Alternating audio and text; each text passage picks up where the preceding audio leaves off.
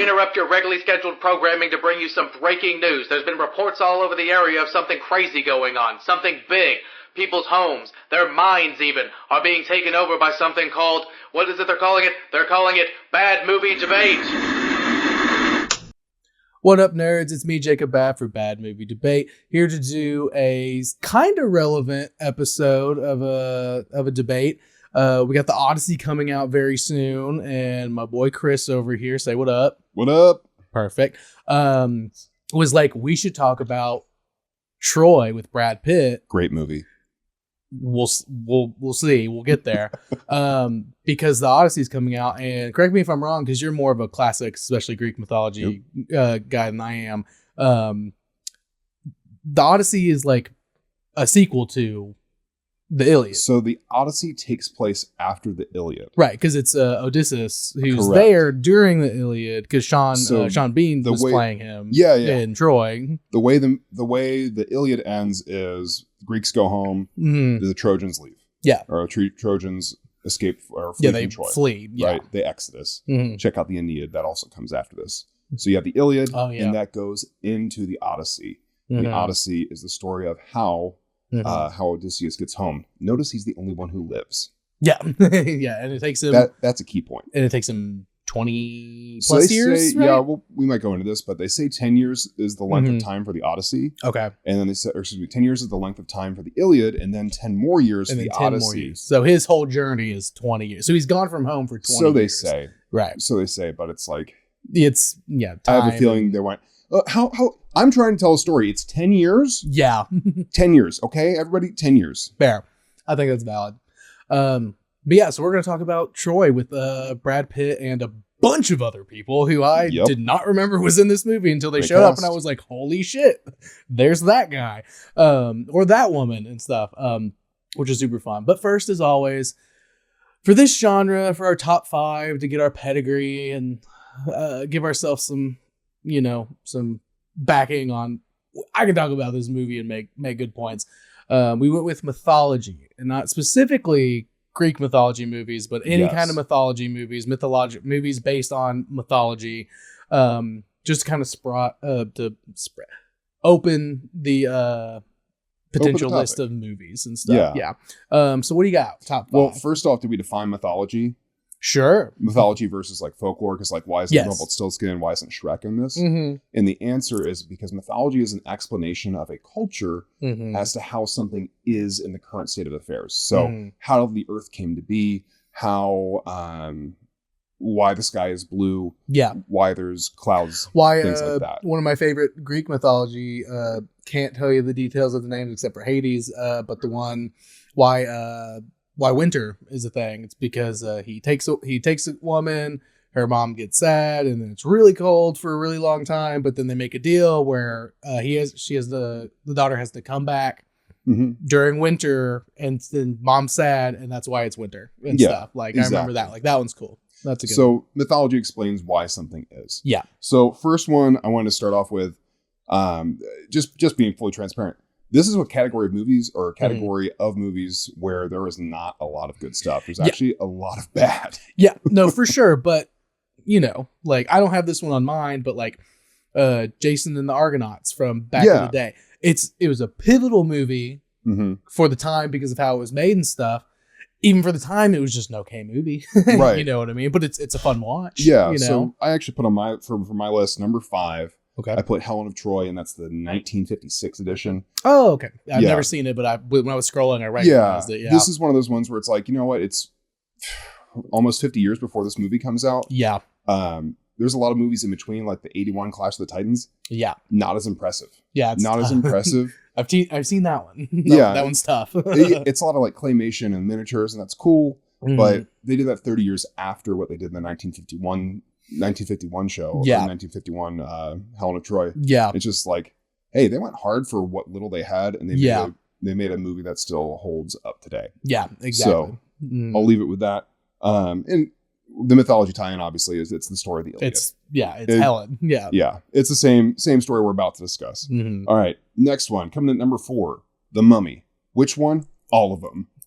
On my list. Spoiler. All of them. Well, that was the exact one that I was like, I'm gonna open it up to other mythologies because I can't not talk about the whole Mummy series. It's like it has to be in here because it's like it's fun for everyone. Yeah, it's so good. Right, it's fun for everyone, ages, all ages, young, old. But then it also does borrow a lot from Egyptian mythology.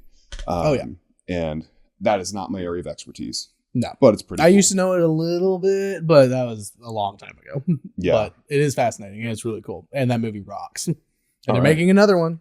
Yeah, with the original cast, and I'll see it. I don't give a shit. Right, not bad. I'm anti reboot, but I mean, I'm gonna see that one. I mean, if you're doing mythology movies, they're all reboots, right? Yeah, right? Obviously, and that's also part of why there's so many questionable ones. Yeah, because there's an expectation that's there and it's not fulfilled because you already read the story and knew how it goes before you sat down in the seat. True. Right. So number 3, based on mythology. Oh brother, where art thou? My man. Yep. It's a great movie. My man. It's perhaps fantastic. The best movie on this list. Not the best based on mythology, but it's basically the story of the Odyssey retold in Mississippi. They read a graphic novel version of the Odyssey and made the movie. Yeah. So point for point, it's like all the characters. You've got the Cyclops, you've got the Sirens, you got everything. Yeah, and the reason that I like it so much too is it's like, it kind of does like a modern rationalization of the supernatural. Yeah. Right. You wouldn't have a Cyclops in real life. Where did that come from? We think the Cyclops, or one of the things that we think the Cyclops comes from, or cyclopods, something like the plural of Cyclops. Yeah. Yeah. Anyway, we think they came from elephant skulls. Yeah, they have a giant hole in the gap. Pretty cool. So it's a real world realization of the Odyssey, and it's like, oh, okay, the one-eyed guy, the lady singing, it's all tracks. Yeah. And it's perfect. I love that movie so George much. Clooney, way more intelligent than everyone else around him. Oh, he's so good in that movie. That's probably one of his best roles, if not his best. Yeah, I was gonna say if not his best. Yeah, role. God, I love that movie so much. Yeah, but then you tie in the southern mythology of the devil chasing them, the warden chasing him with his black eyes and stuff. Like it goes and goes and goes and goes. Yeah. So definitely, it's perfect. On board. All right, coming in at number 2. And this one, some people debate whether it's mythology or historical documentary. 300. Okay. I knew 300 was going to be on your list. I just fucking knew it. 300 is like, might be on Chris's top 5 favorite movies. Which is fair. Because it's awesome. It is awesome. It's a very fun watch and stuff. And it's just like going back and rewatching it. It's so stylized, which I mean, I get why, and stuff. But it's like frustrating. This is important to bring up because is it like, why does it belong in the mythology list? 300 is an actual historical event that we know happened. Yes, we know about that. Yes. However, it's a little bit weak as far as documentaries go. Again, a little bit as far as historical accuracy. I'm not sure about when rhinoceroses were ridden into battle. Yeah. But why it becomes part of mythology is it's part of the shared oral retelling tradition of here's a story and I'm going to speak it into history, right? And that's going to be a great tie into what we get into in with the Iliad.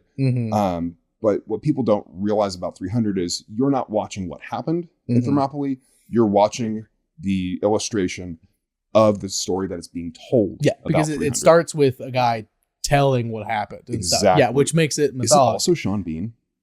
I think he's in there. It's impossible for him not to be in there. We'll have to check this out. Because it's Gerard Butler, obviously. Right. But I mean, he's Sean Bean shows up and plays the same character in at least 3 other. Yeah, he's got to be in there. I can't remember. Series, including that's why Star Wars is mythology too. Because my headcanon that I see, for one, Lucas specifically said, this is a mythology that I'm creating and writing, and I'm basing the storytelling and rhyming stuff in all the different movies and the different eras and sequels and prequels and stuff. They rhyme to the original because it's mythology, and mythology rhymes a lot, and there's a lot of this person's short, so that bad guy's tall, and stuff and stuff like that. But my headcanon that I've seen that's never been confirmed is what we're seeing is R2-D2 is retelling the story hundreds of years later. Whoa! Because he's always he always saves them in a just-in-time moment consistently through every single one of the movies. And it's of course he's going to gas himself up. You know what I mean? I love that.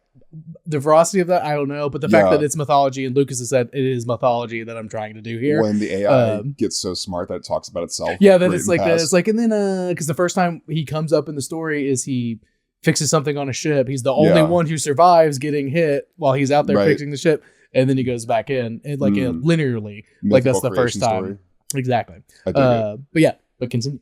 All right. Now, I do want to take a special honorable mention, and that is the Kevin Sorbo Hercules. What is the Incredible Journey? It's a 6-season series. Mm-hmm. The reason I bring it up is this is what actually got me into Greek mythology as a kid. Mm-hmm. Right, early 90s, like you're seeing all this cool action, all these jack dudes. Like that's part of why I started working out, is because I want to be like Hercules and those of course, things. Like that and World's Strongest Man in the early 90s was, dare I say, peak male performance. Yeah. I'm not going to disagree with you, honestly. But great series. Like if this is your jam and you want more of it, like keep going. That really gets into mythology and like opens up all sorts of facets of it. And that brings me to, ladies and gentlemen, number 1. We all know it's coming. I knew it was coming. The Disney Hercules. The Disney Hercules. The Disney Hercules. It is amazing. So good. It's so good. On so many levels. It's so fucking good. So many levels. Yeah. It is fantastic. But just on mythology alone, that script goes, I mean, sentence by sentence, it's like the butt of a joke is something relevant to Greek mythology. Yeah. They get a lot of stuff not correct about mythology, but they were able to piece together a story that's family friendly. Yeah. And I mean, captivate audiences. I mean, Greek mythology is dark. Tattoo. Yeah, there you go. Like, I was about to say, I was like, you got a tattoo. Like, yeah, I think it's sweet. Fucking, we'll put it in the thumbnail. It's I can go the distance. If it's hard to read with Hercules' medal. Yeah, it's awesome. I love it. It's fucking awesome. I mean that movie's incredible and arguably some of the best music. I don't think it's arguable. It is some of the best music. Yeah, because unless you're saying movie scores versus music. No, I'm talking about music. Because I'm talking like Elton John doing The Lion King. Oh, okay. I'm talking. I don't know that Phil Collins doing I don't know Tarzan. If there was any ringers that they brought in. I don't think they brought some. But there are tapes of the girls recording as the Gospels. Oh my god, dude, they're so good, so good. Well, that's why they're love them into too. it. Yeah, they're super into it and stuff. That's why it's some of my favorite. Because I mean, like. The Tarzan one will always have a special place in my heart. Lion King will always have a special place in my heart. But it's like, it's Elton John and Phil Collins. Like, of course, it's going to be they're all bangers. Fucking bangers. But like this one's like just like people who they hired. They're studio musicians. They're studio musicians, as far as I know, fucking killed it. I don't think there's any big name numbers like and stuff in that one. There's incredible. Not that much music. Yeah, but when it happens, all of it is gas. Mm-hmm. All of it. I fucking love that movie. It's one of the cleanest Disney movies. It really is. Which is crazy that it's one of the best and the fact that it's so family friendly and stuff because Greek mythology is not always family friendly. Zeus was doing all kinds of Zeus stuff. does what most men do when they get lots of power. Yeah, let's all say the women in the empire. Yeah, let's say that. And sometimes he's a swan. Remember that one? If I could do it, I would. It very much seems like a why not? It's like a detail that's not relevant to the story, and then it's like and this time he was a swan. Like, all right, man, like whatever. Yeah. Like it's so funny, but clear hands down number 1. Yeah, which is fair. Not historically accurate. Great movie overall. It doesn't need to be historically accurate. That's fine. So for me, we got some crossover. All right. So I'll go ahead and cross those off because I don't ever do them I did have Oh Brother Where Art Thou was my number 1 because that's probably thank you Dad, thank you Charlie, probably the movie that made me love movies. Okay. Growing up, the thing that I would debate about it not being or for it to not be on the list is that it's not so much based on the mythology, right? As much as it is off of the poem. Yeah, exactly, which is fine by me. But it's just like if we're talking Greek mythology, I'm bringing up. Or I guess what I'm trying to say is it doesn't use the mythology portions as much as it uses story material. It uses the story elements more than like the mythological elements and stuff. But like you bring in the guy, he doesn't turn into a goose or anything. No, he doesn't do any shit like that. But they do turn Pete into a horned toad, or at least they think. for a little bit. So that actually goes back to my point though earlier of it being, it's neat to see like, hey, how can we make this like the Odyssey is a believable story? Yeah. Here's all the mythology that happened. Yeah.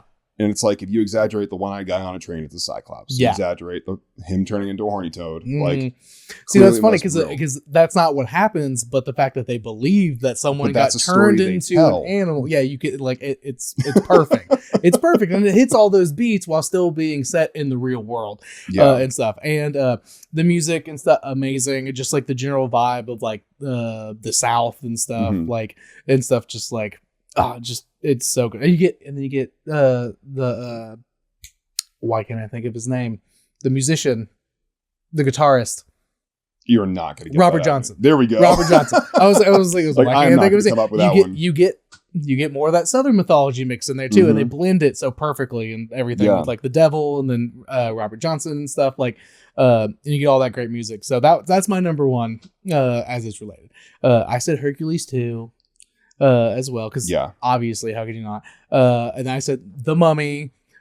Pick one, sure. Right. Like, doesn't matter. They're all amazing. I'd have to say it's a tie between all of them. Yeah, right. Like they're all so good. They're all so fun. They're all so perfect.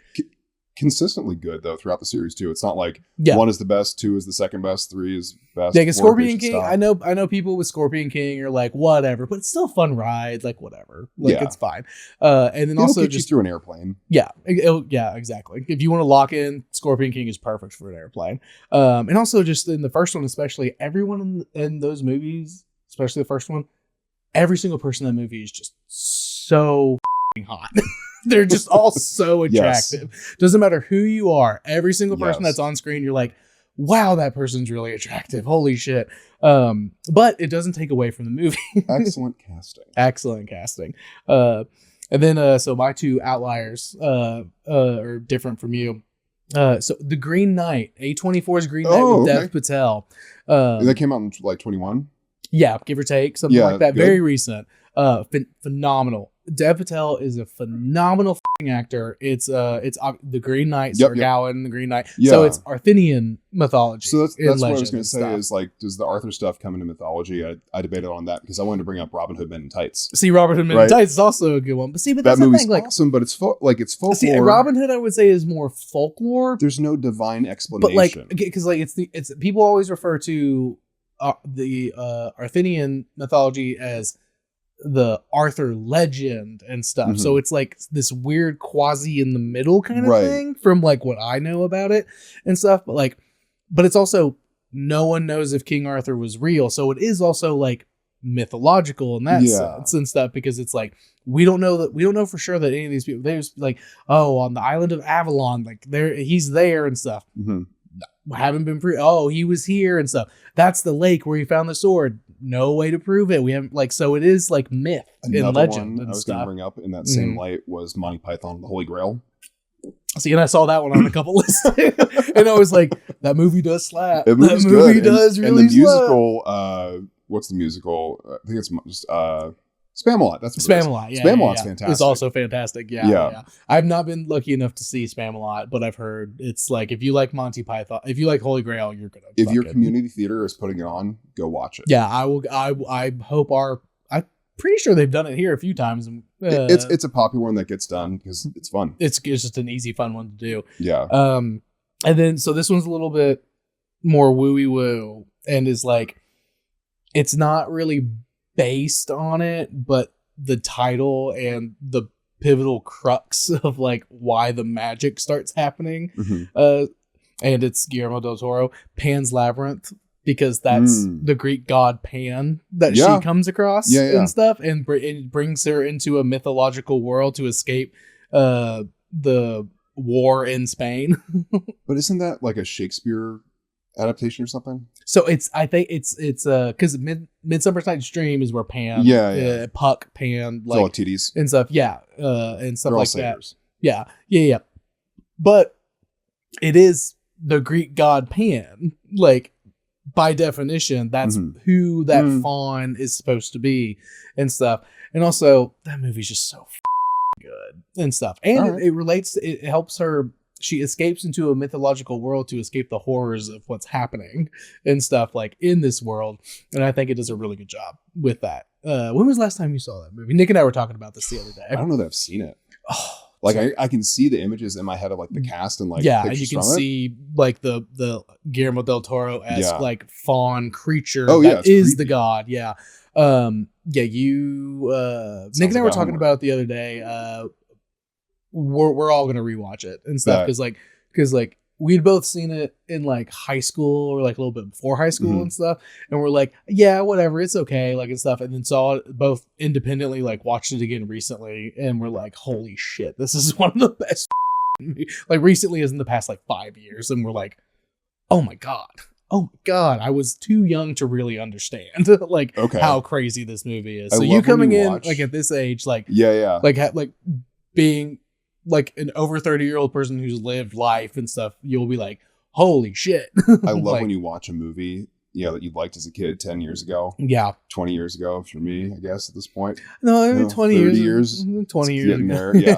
Anyway, like you watch it as a kid, you're like, man, I remember that movie being good. And you go watch it as an adult. Some age well and some do not. Yeah. Sometimes you're like, holy shit, I'm even deeper in love with this movie. And then sometimes you're like, oh god, I'm sorry I made my parents sit through that. I should never ever make anybody watch this movie. Exactly. Yeah. Yeah. So there's a lot of really good mythology movies out there, is what it sounded like.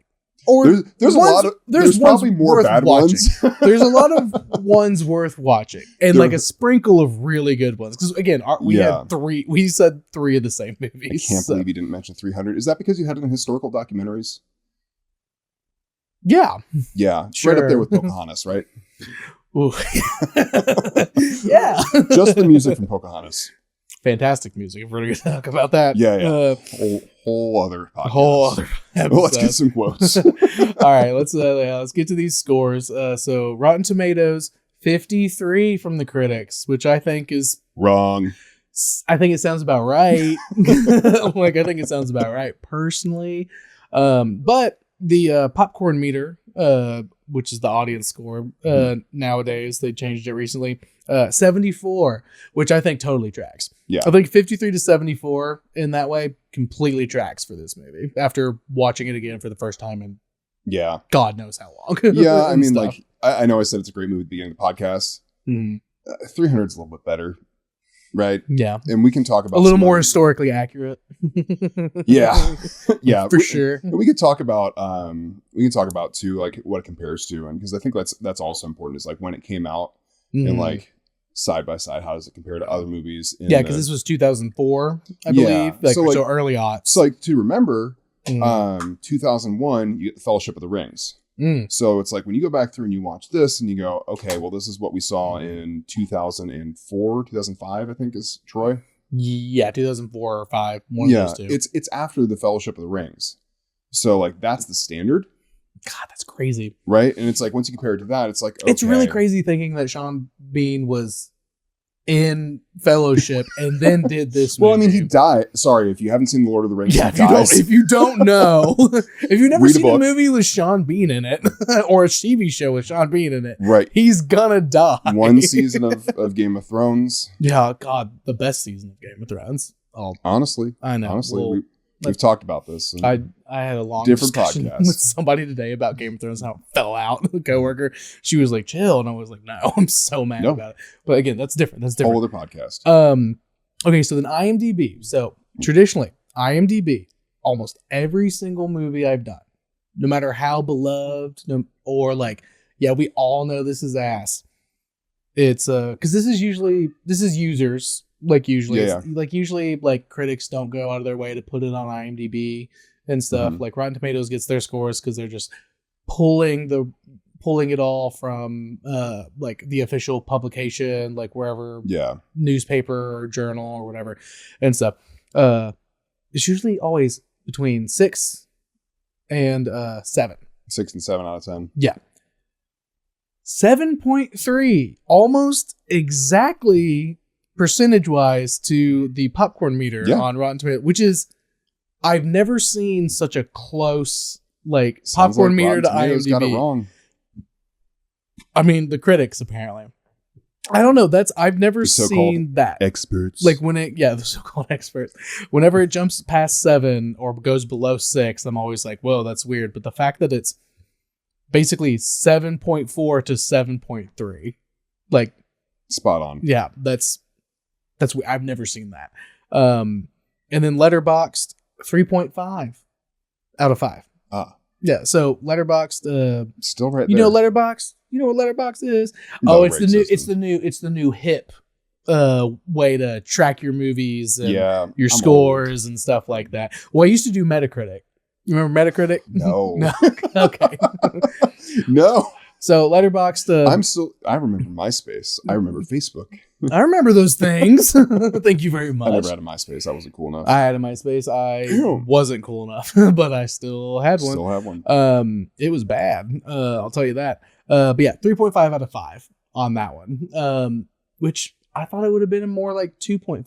Math's out to 7, which is awfully close to 7.3, 7.4. I know. That's what I'm saying. Like that's like 3 out of 4 for these critics. The audiences ate this shit up. Yeah, because it's awesome. I mean, I guess.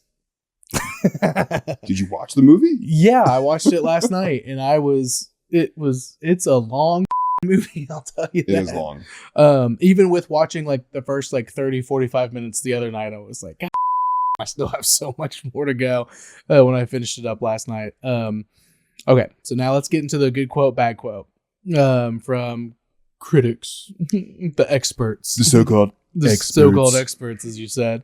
Okay, so the good quote. This is from David Denny for The New Yorker, which I kind of was like, wow, The New Yorker liked it because they're pretty highfalutin and stuff. And they were like, this is a good movie. And I was like, okay.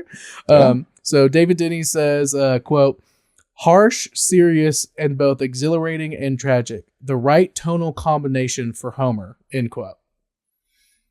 He said this guy said they nailed it. Yeah. Like totally. That's actually incredibly high praise for for anyone to say they nailed it about a piece of literature. Like people are critical about the Lord of the Rings. People are critical about Jurassic Park. People are critical about all sorts of books. I haven't read the Harry Potters. I'm not going to do that. But apparently people complain about them. It's fine. They belong on Good Movie Debate. Am I right? We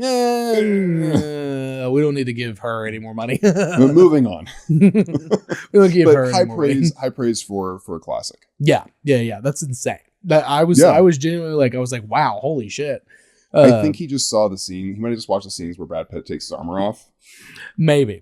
It could have been that. I mean, that's which again, another inspiration. 5 out of 5 stars. Yeah, it's pretty insane. Okay, and then the back quote.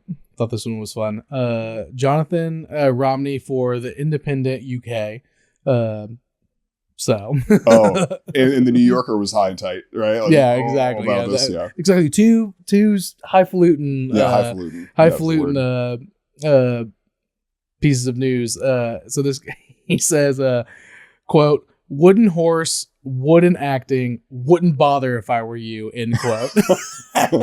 Okay, first off, that's wouldn't. Yeah. English majors. They're all about that. Oh, yeah. The Independent from UK, he wouldn't go wouldn't. Like, yeah. No, this guy, I like wrong. I like the alliteration and I thought it was funny, but also it's like my favorite bad quotes are the ones where it's like, wow, you had a really bad day. And you're just like this, that, right? Like, clearly somebody peed in this guy's Cheerios. Something happened. Yes, something happened to that man this day, and he was like, oh, bullshit movie. Like, I get it. It must be miserable being a movie critic and having to go watch a 3-hour awesome movie. Yeah. Oh, heaven forbid you get to. I don't give a shit if every movie if I was a paid movie critic, if every single movie I got paid to go see was ass, I wouldn't give a shit, dude. Right. It's still better than swinging a hammer and nails all day. Exactly. That's what I'm saying. I feel like this guy brought his outside life into work that day. Like he had some shit going on. Like he had some things aren't great at home. Like he got in a car crash on the way to the movie. Eating his Cheerios. All that kind of stuff. And he was like, yeah, so this movie. Those are my favorite. Okay, so now it's time for the open discussion portion of the show.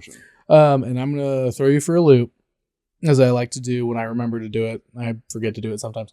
So you're pro I'm con. It's kind of the stance we've decided. Yeah. What's something you really don't like about this movie? Something you think they missed the mark, or you're like, this could have been better, something like that. Because I got some stuff that I think that I do genuinely think is pretty good, you know. So I think we're going to come back to this because this is actually important. Okay. I can't get you the exact numbers. I'm not going to make up numbers off the top of my head. But by a significant order in money spent, number 1 or number 3 was 300. Spent the least amount of money. Number 2 in order this list I'm about to make. Wait, no. What the list is? The list how is much who money spent the most money on a movie. On making a movie. On making a movie in this budget style, for the movie for this the kind of movie. Yes. Okay. Gotcha. So the lowest one is 300. Which is shocking. Which is shocking, but it has to do with how they filmed it. It's all like in a warehouse and there's no actual sets. That's true. Right. Number 2. Still shocking. The Fellowship of the Rings was less money to film than number 1, Troy. Yeah. They actually had a ton of money to put into this. And I think ultimately, like, it's going to come down to is for as much money as they put into the movie, they didn't get out as much as the Fellowship did. They didn't get out as much as 300 did. So that's where this critique comes from. But here's the one thing that's like, man, I really, really wish with all the money they spent, they had actual metal armor instead of pleather. Watch every piece of armor and it goes on like a 1920s football helmet made out of plastic. Yeah, the one with Hector, Eric Bana specifically, that you sent me I sent him to it before the show. I was like, holy shit, I forgot about that. And then I noticed when all of them, when Paris is fighting Agamemnon's brother, I can't ever remember his name. Menelaus. Yes, Menelaus. When they're fighting for Helen and like, okay, we won't go to war. While Paris is like kind of getting ready and talking to Hector, it cuts over to him and he's like hyping himself up and like doing like this, and he hits his armor and it goes floop. Yeah. And it like flops and stuff. And it's like that's supposed to be pure metal. It's supposed to be cast bronze. Exactly. It's like supposed one to be solid piece. It's supposed to be one solid piece of metal, and it just goes beep, like literally like my hair like flips up like that while he's wailing his arms around. And I'm saying is so funny. For the amount of money they spent, if they told me it's because they made all the awesome armor, because the armor is better in Lord of the Rings. Lord of the Rings. Oh yeah, like, the armor's insane. In the Lord of the better Rings. It's not more historically accurate because it's entirely fantasy. Well, yeah, but it's still like, it's like I genuinely believe that they're wearing. Well, and also it's like leather. It's more intricate. It's more intricate. It's like, and it's leather. Like the most art. Like, and then anybody who is wearing metal and stuff, like it doesn't bend in shape, even if it isn't real. They put it probably isn't. Yeah, their art department went way hard. They cooked. Yeah, they absolutely cooked on those and stuff. And I would say with 300 too, because the shields are really intense. And like, I know that they're not making like actual metal shields and stuff, and like there's a little CGI in there and stuff, but like it works. Yeah, it looks great and it looks good. And it doesn't. And it comes out in like 10 years later, almost. Not 10 years, 2008. Yeah, I mean, but still, they spent more time making sure that metal things that were supposed to be pure metal. Looking at the quality between the three of them, right. If you hadn't had those numbers presented to you, you would assume that 300 is most expensive. Yeah, followed by Lord of the Rings, followed by Troy was the cheapest. No, Troy was the most expensive. But you would expect it to be the cheapest. Yeah, exactly. Yeah, cool. So that's your issue is for how much money they spent. They should have get some actual armor. Fucking detail. Can we get some solid armor? Yeah, and because these are quick shots, but the one with what's his name? Agamemnon's brother, Menelaus. Someone's going to tell me I'm wrong either way. Yeah, you know who we're talking about. Got to tell you, I've been to Greece. Hardest language to comprehend in the sense of like I thought I was pronouncing this right. And you got corrected. And I got corrected and I still couldn't do it. And still couldn't get it. I feel pretty good about my ability to like learn a sound and repeat it. Yeah. I got roasted by this. Well, as a musician, Yeah. I got roasted by this Greek woman on Santorini. Just got absolutely obliterated. Assyrtiko. I can't say the other kind of wine. Assyrtiko. That's a white wine from Santorini. It's hilarious.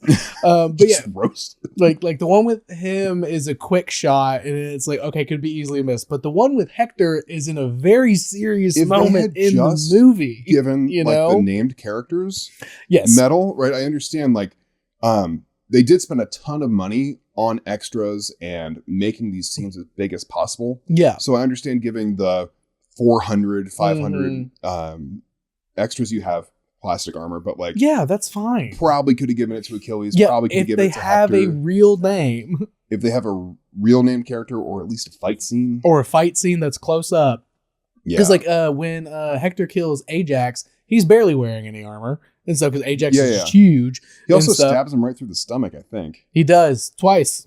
Which is he's stabbed him multiple times because he's so big and strong. So many people through the armor. No, he wasn't wearing any armor on his chest and stuff. He just had chest out and stuff because he's like 7 foot tall and massive. So, and they wanted to show that off because Ajax and stuff, you know, if you know your mythology. If we know your mythology, Ajax kills himself. Mm-hmm. He doesn't get killed by Hector. Oh yeah, no, it's not right. But if they're like, oh, as a big guy, we got to show off his big brawniness. And he's just like thick, like NFL big. He's not like, exactly. He doesn't look as much of a specimen as the Goliath in the first scene. Yeah, dude, that dude's insane. That dude's some professional wrestler. That dude's insane. I looked it up. 6'11". Yeah, that's insane, dude. That dude was scary as fuck. And stacked. It was a great opening scene to introduce how good Achilles is and stuff at killing people. Yes. Because I'm gone. I'm not there. Like it's over. They won. But yeah, I do understand that point, especially because again, the one with Hector is a very pivotal, important moment in a story that's over 2,000 years old, and we get and he takes it off instead of going like that. Like that's insane. So I feel you on that. Is there something you liked? Yes, the thing that I like about this movie is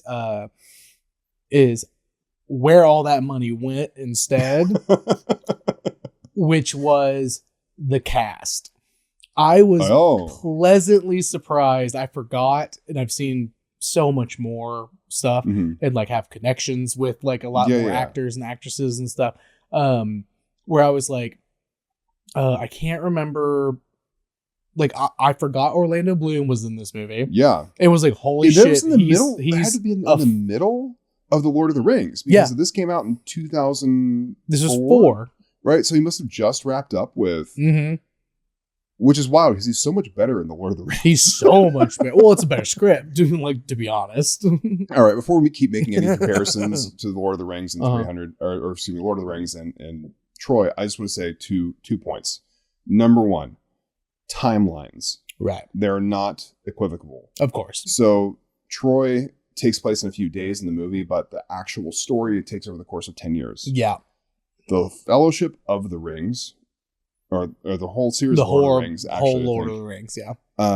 Once Frodo leaves the Shire, I think it's like 15 years or something before he leaves the Shire.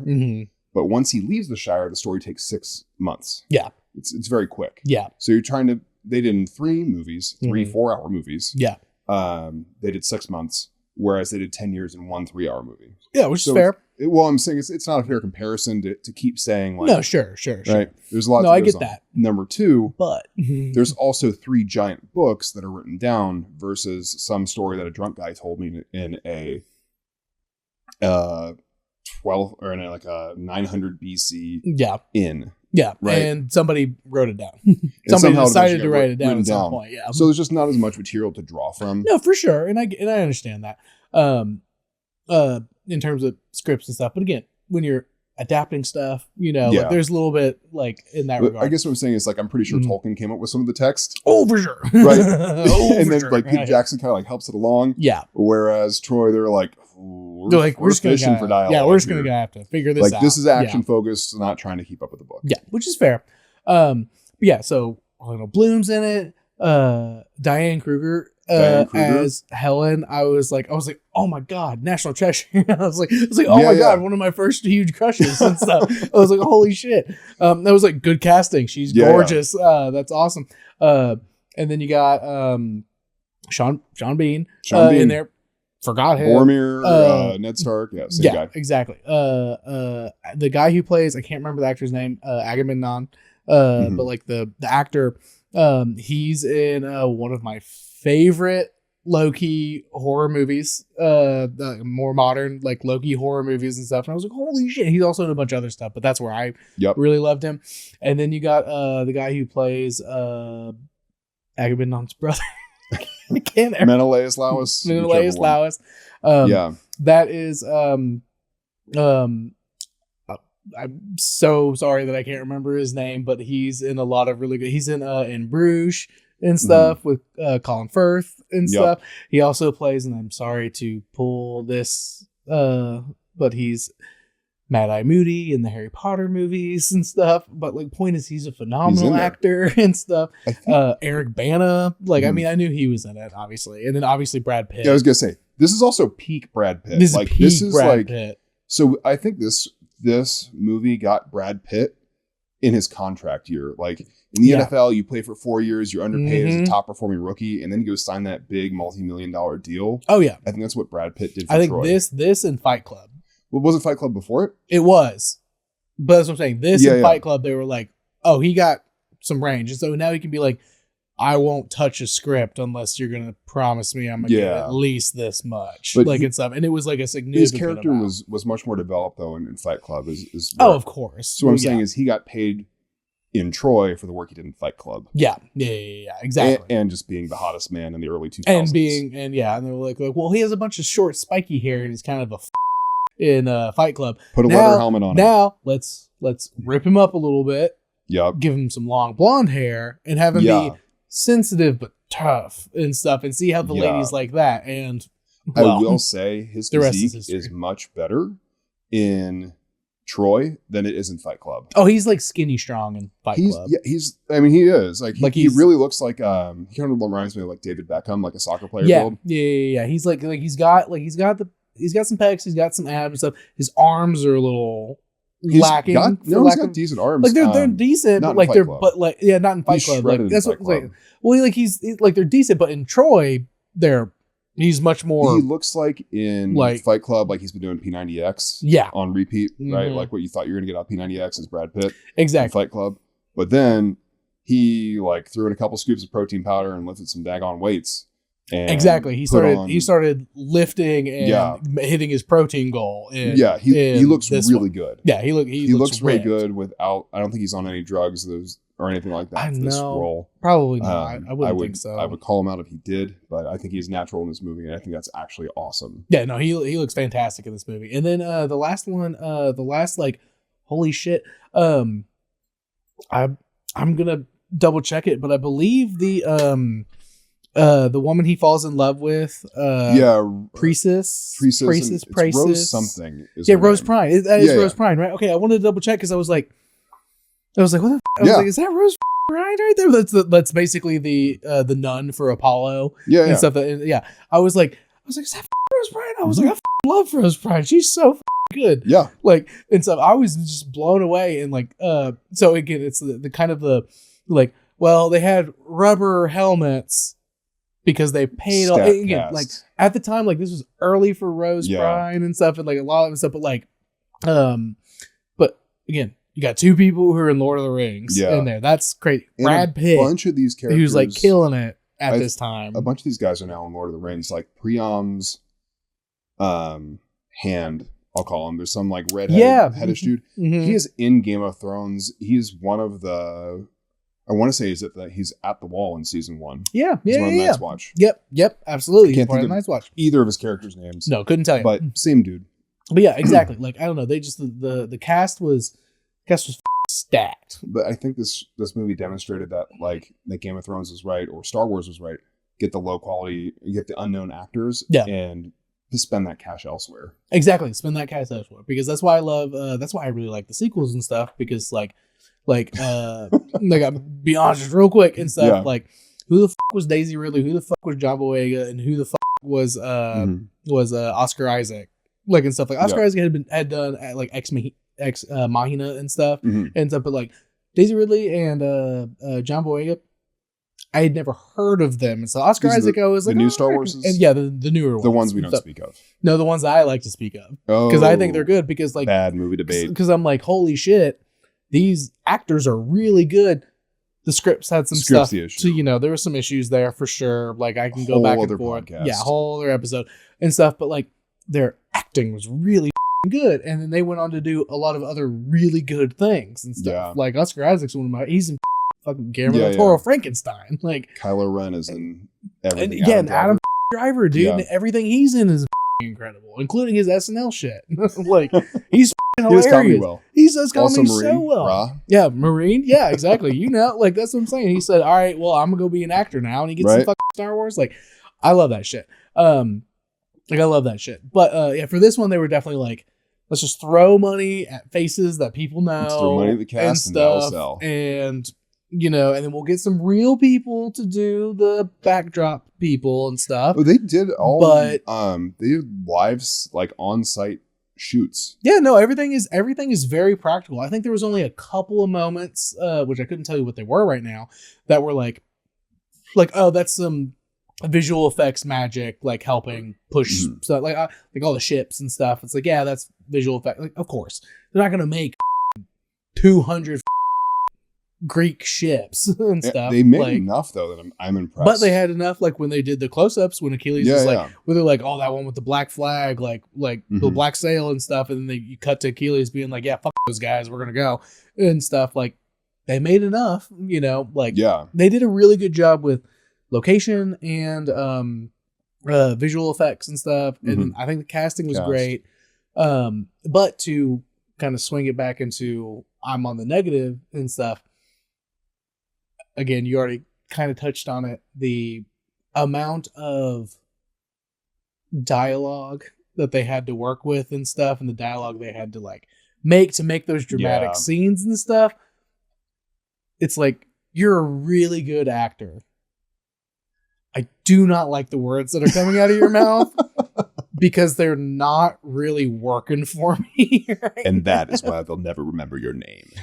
And then I think that's awesome. And then, just Achilles, like the whole time being like, I want people to remember my name.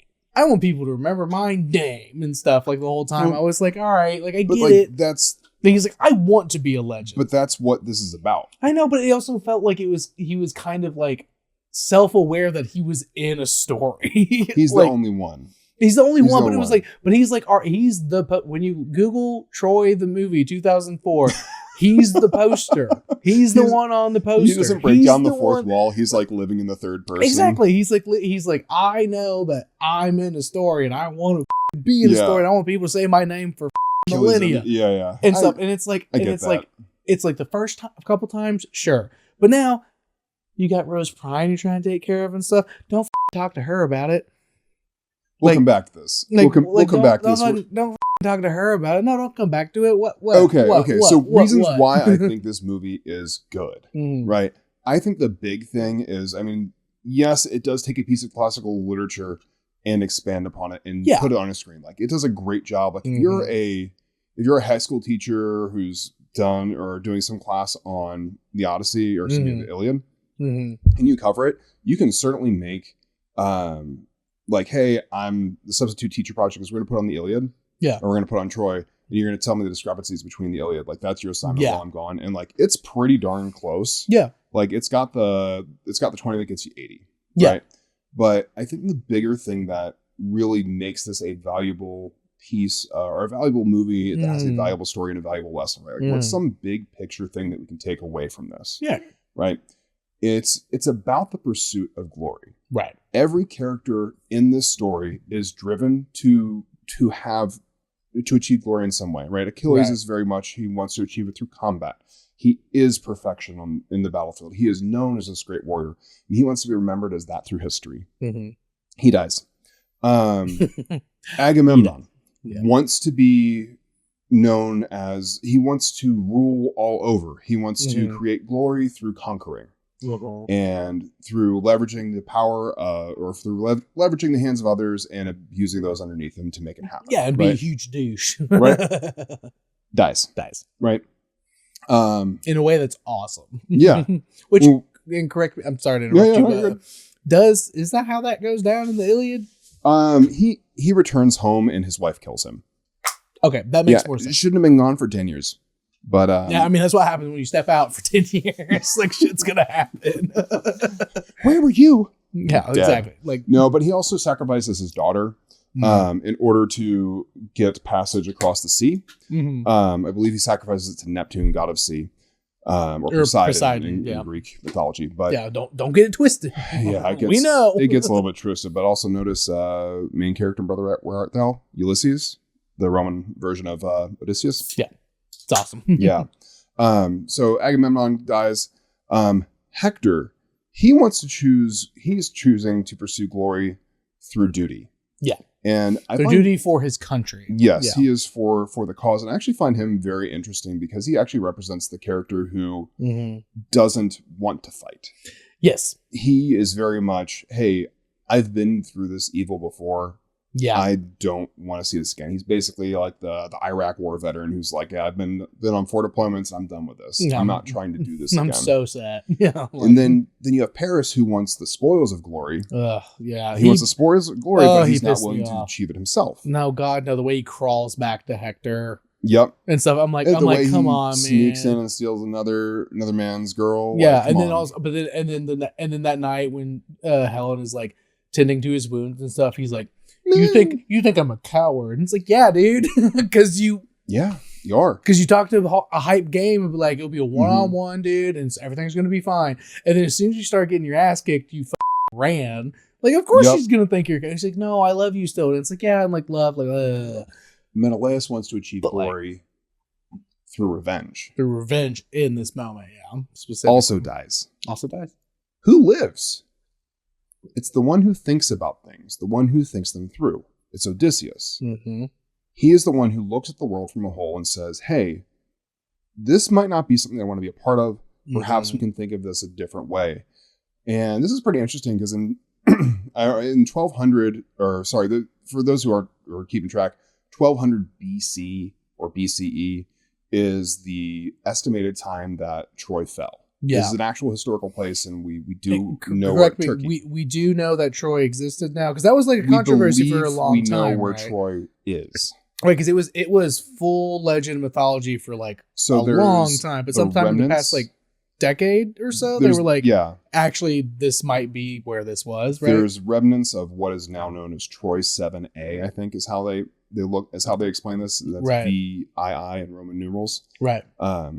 So 7A, 7 Alpha, however they pronounce it. Right. And it's a site that caught on fire, had a lot of walls, fell apart in western coastal Turkey. Definitely could have been a part. Approximately 1200 BC. It's like definitely could have got in the timeline of when we know this kind of shit was happening. Yeah. And stuff, and this story was starting to be spread. Yeah. Kind of like a major point in human history. This is, the Iliad's taught in literature because it's one of the first stories that we know. Yeah. And before this, it's just, we assume cavemen killing each other with rocks and stuff. Yeah. And all of a sudden, Odysseus introduces this idea of maybe there's another way. Yeah. So all these people are competing for glory, right? And ultimately they fall. And you do see kind of a character arc of Achilles recognize, it's nice to have a woman to love. And I can't believe when he finds out Patroclus dies, Priam makes it very clear to him, like, do you understand how many brothers and cousins you've killed? Yeah. And that's a really good scene. That's probably my favorite scene is when Priam comes and like talks to him and is like, hey bro, I need my son's body and stuff. And he's like, Achilles is all tough and stuff. And he's like, gets real with him. And he's like, oh, right. He's like, how many sons have you killed? You're right. Yeah, so that's awesome. The big overarching point of why I'm saying this is good is because you do see the movie is awesome and it's appealing to audiences that like 300, that like all the action. Troy, right? Yeah, he gets tons of action. That's very appealing. But hey, there's a reminder in here that isn't going to work out for you. Yeah. You live by the sword, you die by the sword. Yeah, of course. And I think that, and like that, that's kind of the whole point. Yeah. And stuff. And I think it does that well, and I think the movie does that very well. And we see that in multiple characters and stuff because Paris doesn't want to fight. He lives, presumably. He dies in the Iliad. He lives in this because they're like, we're not going to. guys, we're 2 hours and 36 minutes in. Just have him like ride off into the sunset. Just have him run away. Yeah, he's fine. Which is fair, but like at the same time, though, I think what I get hung up on and the why I'm like I didn't enjoy watching this movie is a couple things. One being it's 2 hours and 45 minutes. It's so awesome long. Action. There's a lot of awesome action, yes.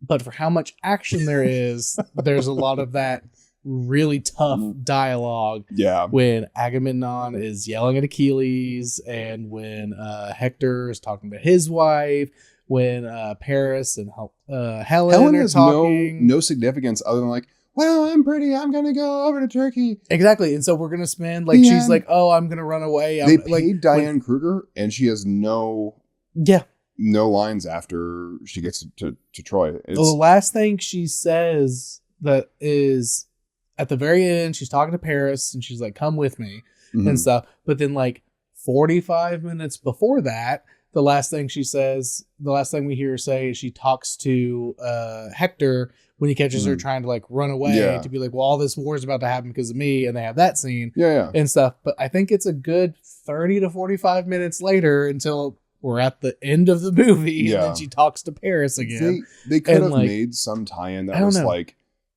finding someone to love is so much more than pursuing honor and glory, right? They could have made some tie-in, like Paris announces that he's the king or like that he's the prince and he just wants to be with Helen. But to do that right, that ties in 10, 15 more minutes. Maybe they were just like, that's not in the story and we're just gonna send it.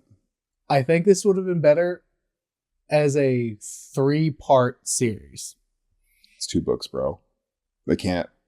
Oh, they absolutely can. House of the Dragon's on right now for their 3rd season. They're going to make 4 or 5 out of that one book, dude. I was going to say, I think, like, come on, like now. The Odyssey would probably make more sense as like an HBO miniseries, or like just like Game of Thrones is in the sense of it's like, yeah, we got 8 episodes of Odyssey. Yeah, no, I completely agree. But Christopher Nolan don't do no TV, and whatever Christopher Nolan wants to do, I'm sat Christopher for. Nolan do. Yeah, I'm sat for it. I don't give a shit.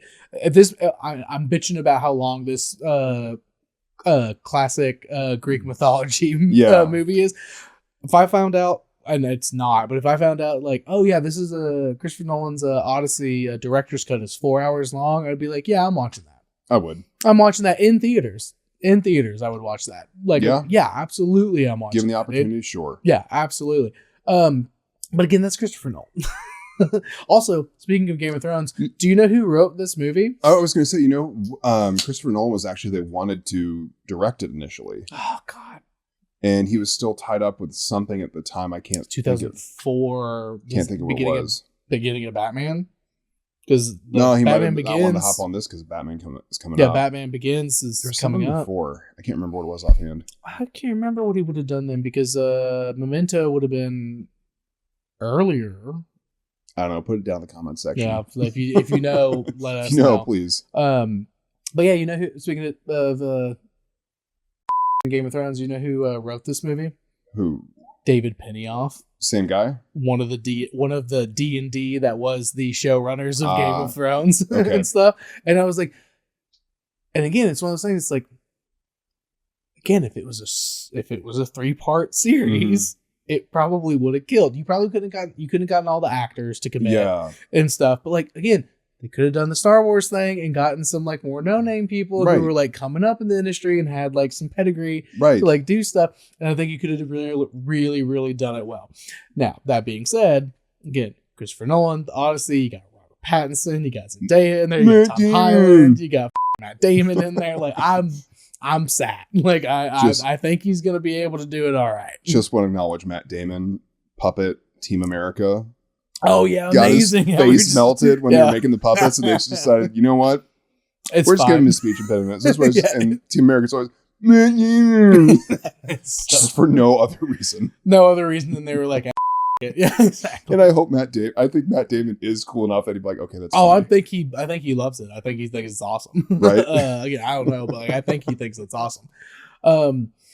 But yeah, I don't know.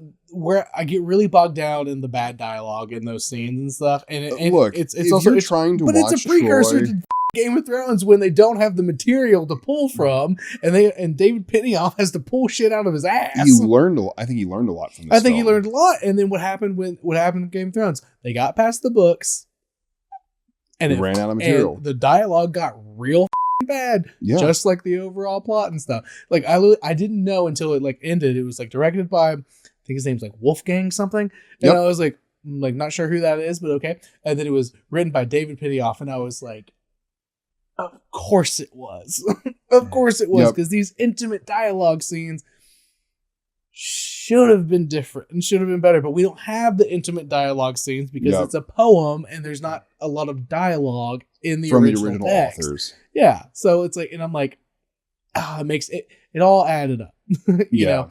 And I'm not.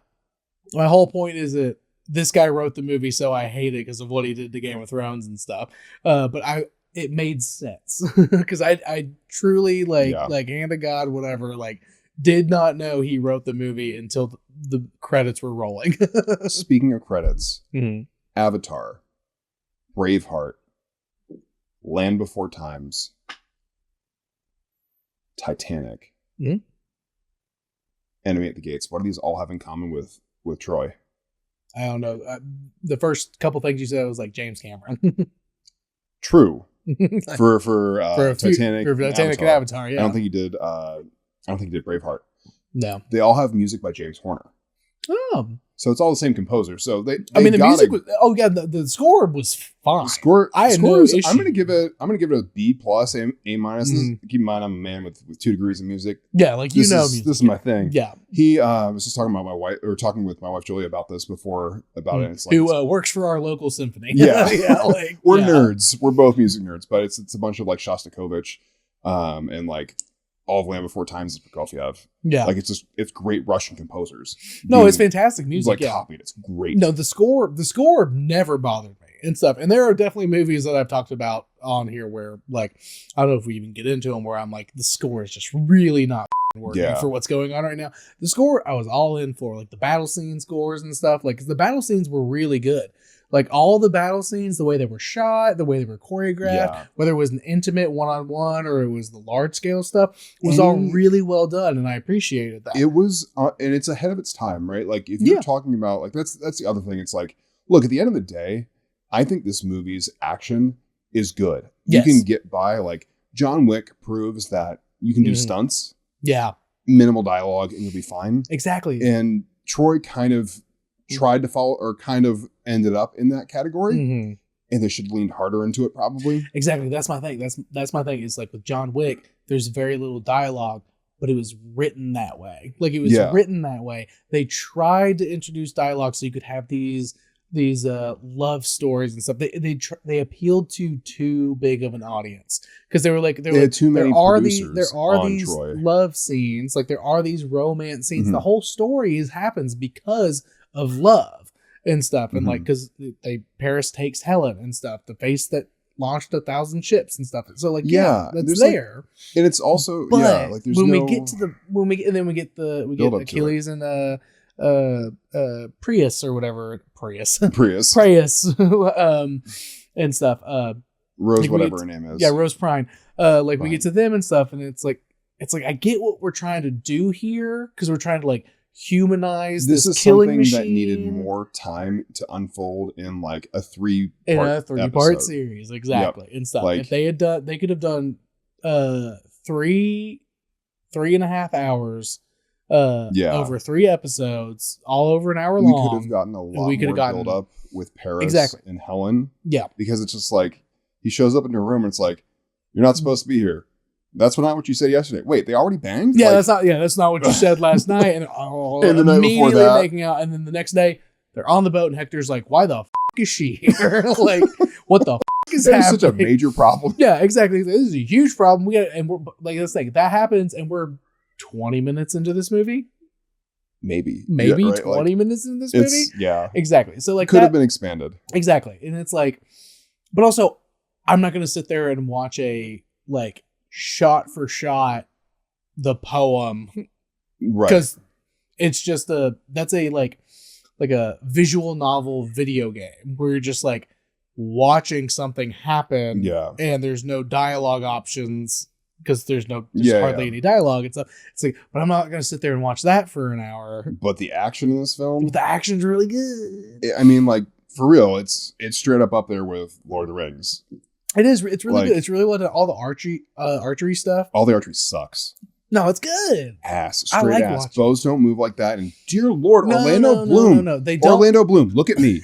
Learn to shoot a bow. I know the arrows go exactly where you point them because you're Legolas in Lord of the Rings, but good Lord, he's like, I bow hunt. Like, I've killed things with bows before. Okay, this isn't just like the peanut gallery. He draws that bow back and then he goes like that's fair. Like pitches the arrow. Okay, so I'm not talking about his archery. I'm talking about the wide volume scale. Of arrows. The wide scale when they do archery. They do the classic old school technique where it's like they go and then the next guys come up and ready to go and stuff, and then the way like it's shot and everything, like, and they come in and stuff. That's sick. That's well done. It's the big overhead shots they do better than any other action film. Like, we don't see better medieval combat. Medieval, or let's say combat without gunpowder is really what we're talking about, I guess. Yeah. Right. Melee combat. Like, we don't see armies like this until, I mean, House of the Dragon is probably the first. No, probably season 8 of Game of Thrones. Like, Battle of the Bastards. Or Battle of the Bastards. Yeah, like, I would say it's probably. That's like where we start to get like. Peak, like, holy shit, we're really getting into it. Yeah. Even then, I kind of like the camera work better in Troy. Like, I think having gone back. Some of they do so many big shots. They do a lot of big shots and stuff, but like, if we're going to compare the big fight scene or the big war scene in this movie to Battle of the Bastards, obviously it's shot differently because of different intent and stuff, you know, because like in that one, it's like, we've been with John. This is a huge thing. Like, it's the Battle of the Bastards and stuff, and so we're getting a lot of close-ups of like him and Ramsey like doing all this shit and like going crazy and stuff, and this is just a wide scale, like, bird's eye view, like you're watching it. But then when we get Achilles, and then when it goes big to small, then it's like a Batman movie, right? Like, just kicks everybody's ass. Like, for sure. And then Hector kills Ajax and stuff, and like that's like literally if Batman took down Bane, like and stuff, because in the comics Bane's like 7 foot tall and stuff, and like way bigger and stuff, like that kind of thing and stuff. And they do a good job with it and stuff. But again,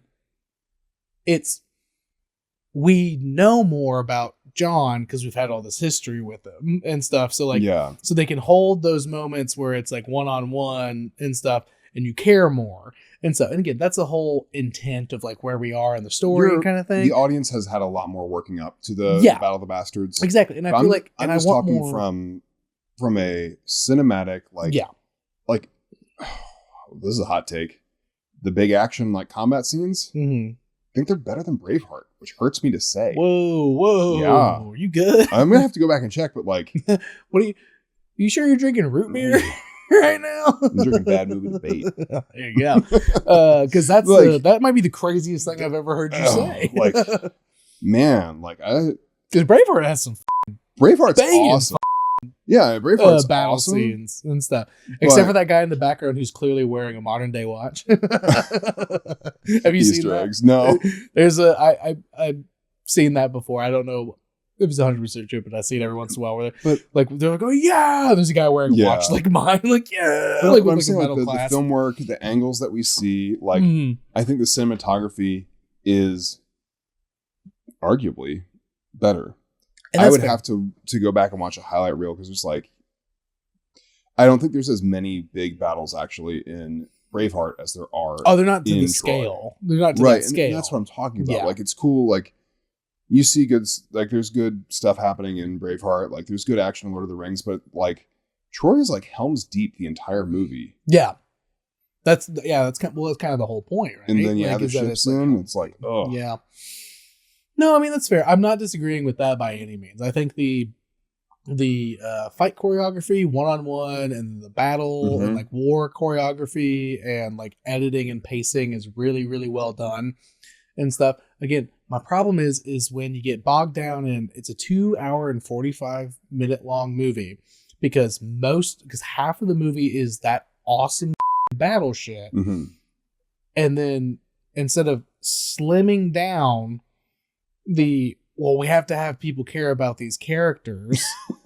It almost would have been better served to just like, you know how at the beginning of the movie, it's like, here's a map of Greece. Here's a little bit of information about it. Yeah, exactly. Right? The text at the beginning. It kind of would have been cool if just like once Helen got on the boat, they were like, cool, everybody head over to Troy. And all the Greeks summoned up their armies and they went all the way over to Troy. Mm-hmm. Oh, if they had done it, if they had like leaned into that, because also that's another one of the big pet peeves with any movie and stuff is when they do a narration like at the very beginning of the movie and then there's no more narration. They close with a narration.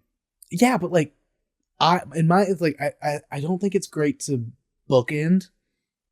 Oh, okay. You know what I mean? I think it's great to be like, to drip like in. It's like drop it in at least one more time somewhere in it. I actually really like the narration in this movie because, to my point earlier about how, hey, Odysseus is the only one who lives. He's the one who's telling the story. Yeah. Right? So in the beginning, he sets us up, and then at the end, he basically says something to the effect of, like, tell them that I lived in the time of Hector. Yeah. Tell them I lived in the time of Achilles. See, and he's inferring that he's like, glory's cool, and it's neat to be part of that, but it was much cooler being alive at the end. Which I respect, but here's my thing. Here's my thing with it. Like, is correct me if I'm wrong, but there's in 2 hours and 45 minutes, it's just the beginning and the end, right? Yeah. Okay. I'm saying sprinkle it in. And the 2, do it the same way. Because at the beginning, it's text on the screen you gotta read. Yeah, you're right. And it's a monologue, I think, at the end. And then it's a monologue as they're leaving, after Odysseus is leaving Troy, and like it's him speaking and stuff. Like, you gotta pick one, do it at least 3 times and stuff. Like if it's a monologue, or text. I do think you're right about that. Obviously, the only exception being Star Wars because it's the iconic scroll at the beginning and stuff. Yeah, that's not narration. And then that's not narration, but like it's the same kind of thing. Like that's just like a preamble. Yeah, exactly, that's a preamble and stuff. But the fact that you like don't do have Odysseus say that on screen. See Sean Bean say that to another character as they're leaving. If you want him to have that monologue, not be a voice of God narration as they're leaving and stuff. Have him say that to the guy standing next to him. And he's like, God, man, this war stuff kind of sucks. But like, say I lived during the time of Hector. Say that I lived, don't, like that. It bothers me and stuff. Not as much as, and you guys know out there, not as much as anachronistic music. And stuff like with the Great Gatsby episode with Kara and stuff. Why the is it 1920s New York and I'm hearing Jay-Z and Lana Del Rey right now? Yeah, that's the worst thing you could ever do. But the narration I think is a close second, where it's like, if you're gonna have somebody do a voiceover narration or you're gonna have text on the screen, and stuff that's like a part of telling the story, and stuff, like either like with the text on the screen, do it at the beginning. Nothing after that. It's just the story, and the next text on the screen you see is the credits rolling. If you're gonna do these things and stuff, make them the same, because then it doesn't jar you out of it. Because like Sean Bean starts talking, and I'm like, "We're in a wide shot. What's happening?" Like and stuff. It like jumps me out of it. But also, I think you could have cut down on time in this movie. That's what I'm saying. I think they could have used the narration. Yeah, exactly. They could have pushed the plot forward and be like, and Achilles and Agamemnon are mad at each other because of this Greeks sat there for 10 years. Exactly.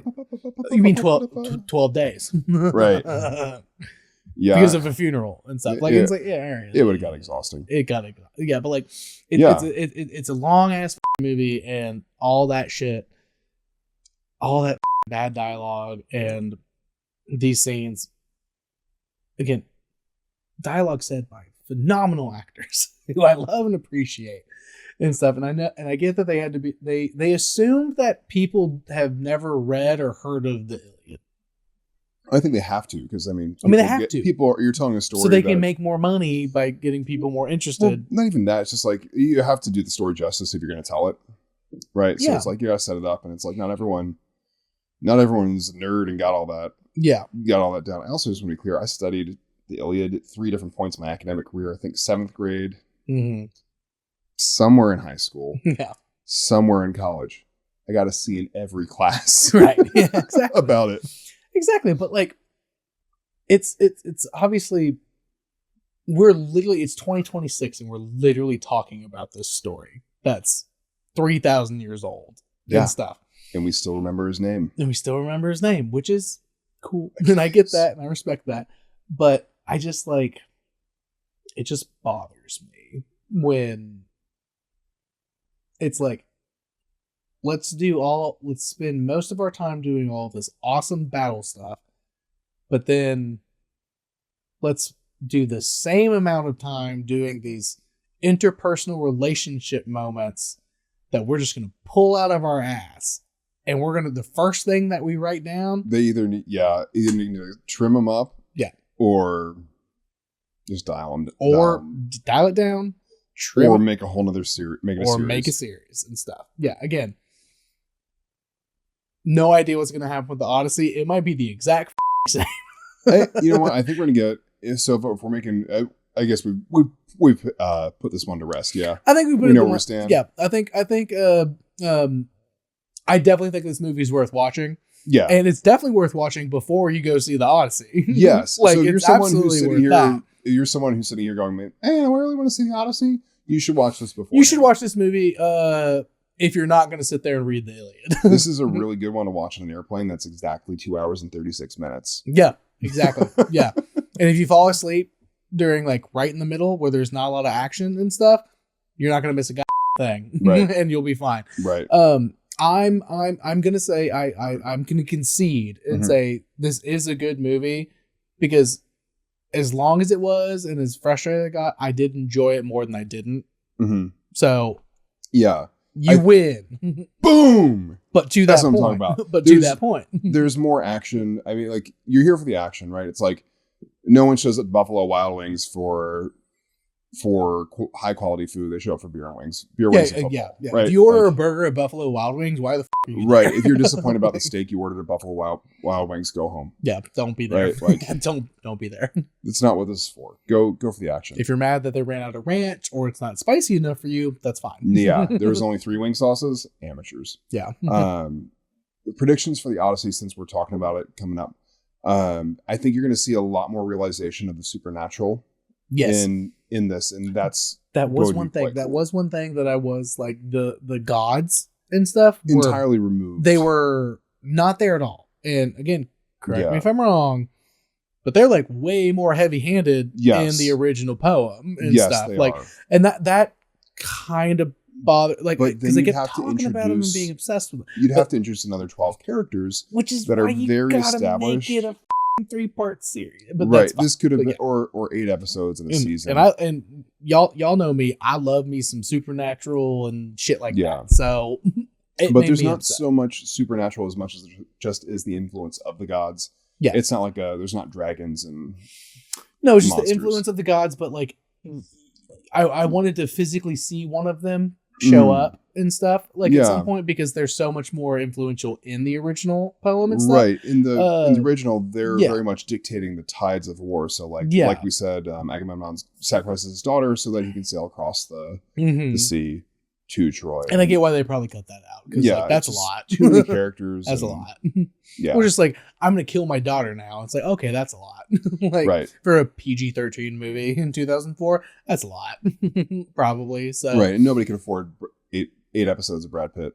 No, not at that time. Yeah. Yeah. But Odyssey's looking good. Odyssey's looking good. He's looking good. Like he's looking real good. I'm gonna go see this one, which reminds me, get tickets, let me know. Oh yeah. We need to go see the Odyssey, dude. Because we live in Chattanooga and it's one of 3 places that has the correct IMAX. Has the actual IMAX. Yeah. And the last movie we saw in IMAX there was Christopher Nolan's Interstellar 10th anniversary. I didn't go to that one. Oh God.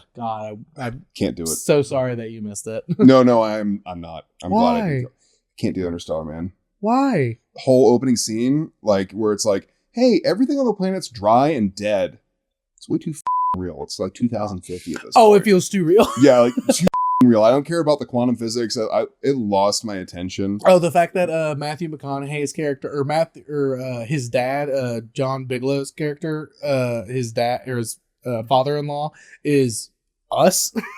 That's how recent it is.